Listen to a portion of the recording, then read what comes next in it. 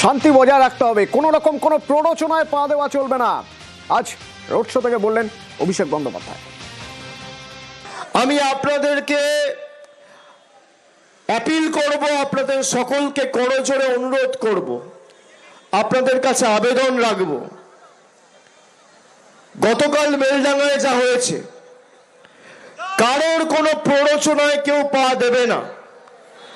কালকেও একটা সংবাদ মাধ্যমের এক প্রতিনিধির উপর আক্রমণ হয়েছে, আজকেও হয়েছে।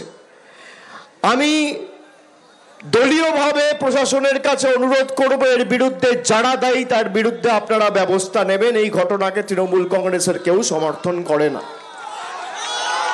কিন্তু আমাদের সংযত থাকতে হবে।